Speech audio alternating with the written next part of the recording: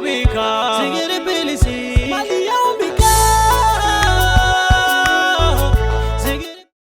bismillah a'udhu billahi minash shaitani rajim bismillahir rahmanir rahim allahumma salli ala sayyidina muhammad wa ala ali sayyidina muhammad wa sallim ka foli kerengere ga sugandi ga di flebaga ni lambaga bela jile machani muso demsen makoroba mali kono mali koka ka foya bismillah awdangana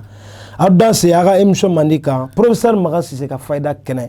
abke abalma gena dinge fesila gawlon jay ni belebele rew jega ke ñoo am fe professeur magasi se atike yoro shin zigri plus te numéro 1 de l'actualité musulmane ante ko en da green dala ble morga assalamu alaikum wa alaikum salam wa rahmatullahi ta'ala wa barakatuh ñas glia nga fayda kene ka kene min bi nan no yira jensele ke nani bela bi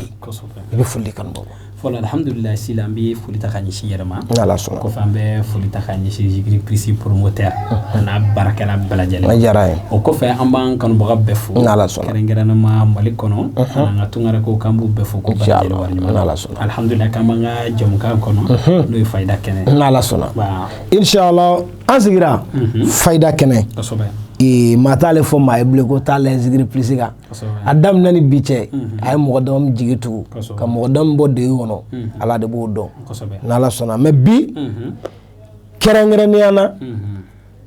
ni kitabu do de mbulu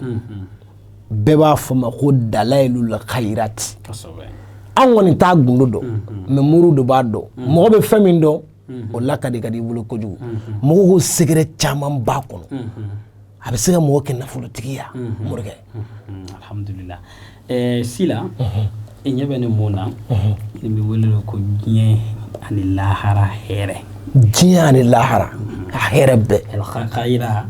o nyana maya here here ani lahara here kadalu binne ko Allahu akbar dalilul khairatu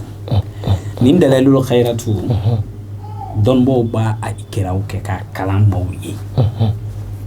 wartigi bo chama me ka ngodo akalwawla ni dalalu khairatu kira kan sodu di ba kono an burda kan kira yere tanu nin kan odu di ba kono bo ni dalalu khairatu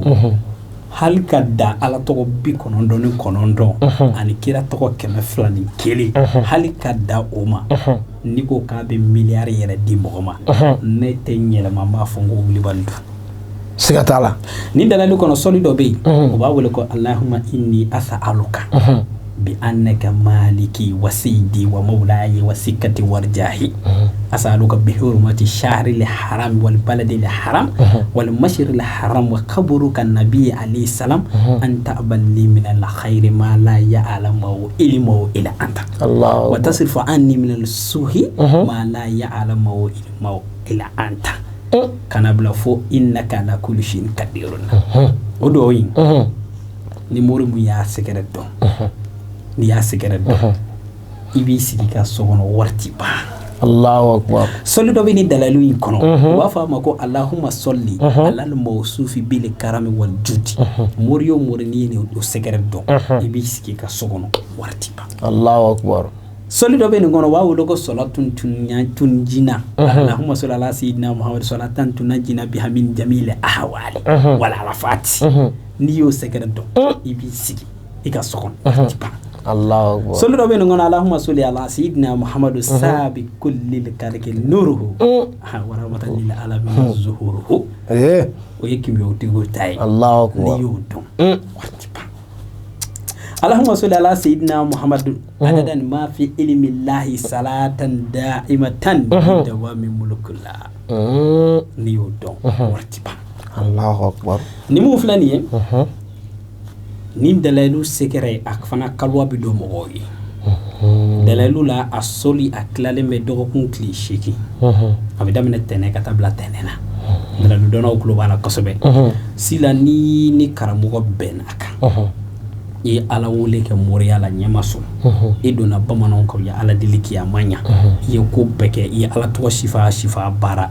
hali bi ni do tiga fara gele kan fo tiga bola e wakilu ke dalalu kilu Allahu akbar o dalalu akalwa dun to do be amba le barake ni moy ni sagaji jemai ali wuro yebi woro no wolo ani kulun sa jibam kulun sa kilingi le konoba bi woro no woro ani bagi je metir woro aussi mais Allah udika Allahu akbar sila ale ye cliché kin barati okay cliché kin bara mo mo kalima diliga na fulu ko bara yere ya nyela amni ko wiri karam wone re madala isi dalube ka fantan to fantan ala ka do kalwala ibisi ki sinzi ka foko be kalo kele nono dama je kalo kele me tian so chantier kuna Allahu akbar awo dalilu cliché kin bara baki okay dalilu cliché kin bara baki ni isum ka tele o do la salat nariya ka salaham ka tele o fa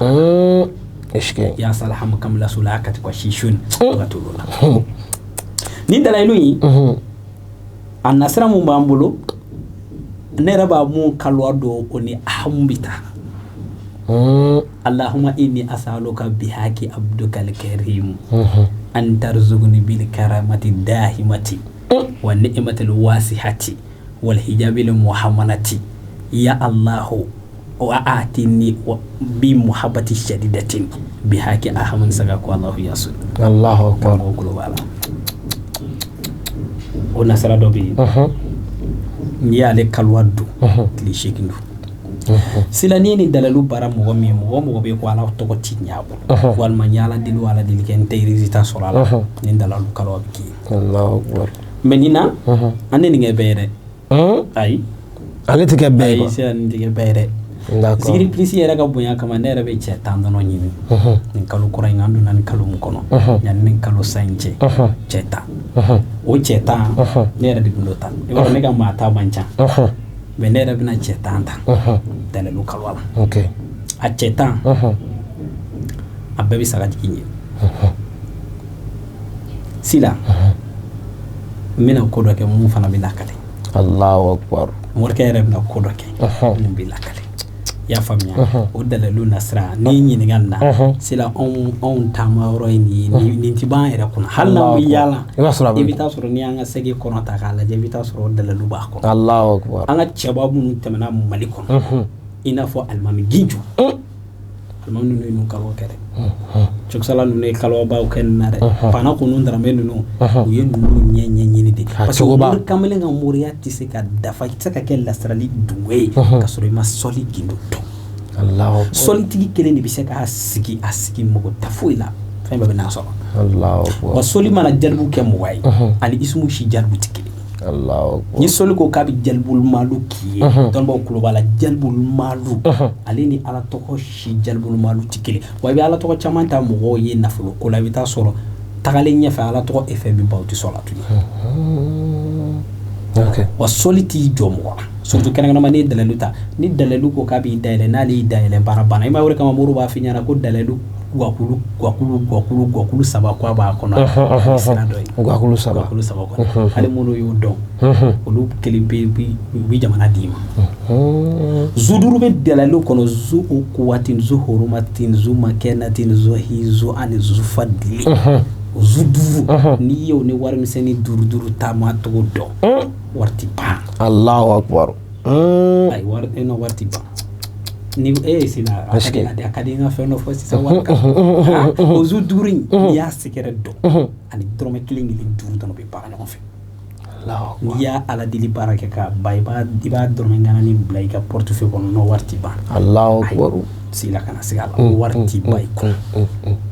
sila ne sikere do edda lu kayratu koron ala saraka manja aha neni karamo do de laga borge sando la jiburula fulani woloni marafa akono ma ko moriala ako mor kamele kamana gwando tume ma do ka sisa million bisa walma wake walma wa biolo la problème tume mo do ka sisa est-ce que bi dalu do ko kili walma klesa ka goshi sisa warbe bo yoro warkana